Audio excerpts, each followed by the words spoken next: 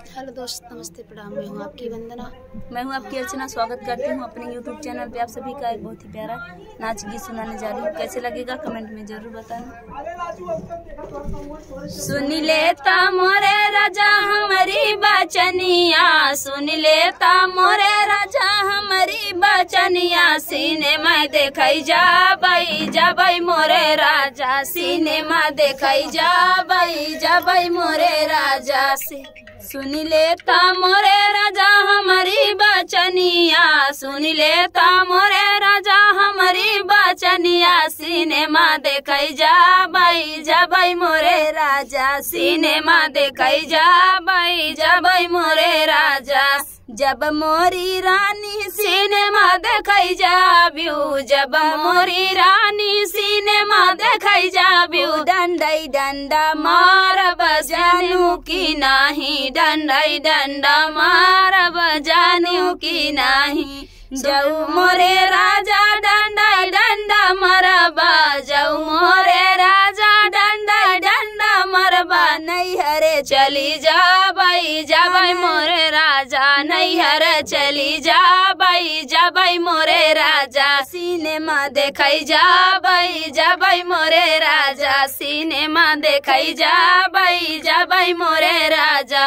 जाऊ मोरे रानी नैहरे चली जाबियो, जाऊ मोरे रानी नैहरे चली जाबुआ, नहीं आइब जानू की नहीं, नहीं आइब जानू मोरी रानी।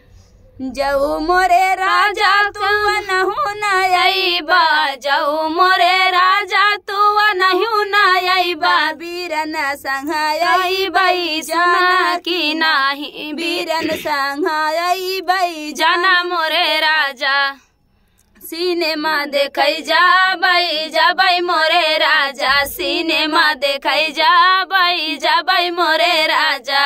जब मोरे रानी बीरन संग आइबू, जब मोरी रानी बीरन संग आइबू, परदेश चला जाबई मोरे रानी, परदेश चला जाबई मोरी रानी। जब तू ही राजा परदेश चला जाब्या, जब तू ही राजा परदेश चला जाबा, देवर संग रहब मोरे राजा, देवर संग रहब मोरे राजा, सिनेमा देखई जाबई मोरे राजा, सिनेमा देखई जाबई मोरे राजा।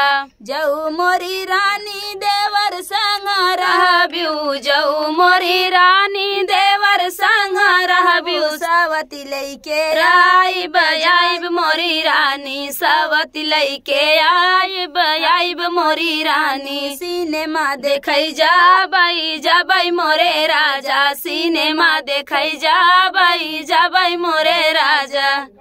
तो फ्रेंड, गीत कैसा लगा कमेंट बॉक्स में बताना। फिर मिलते किसी नए गाने के साथ।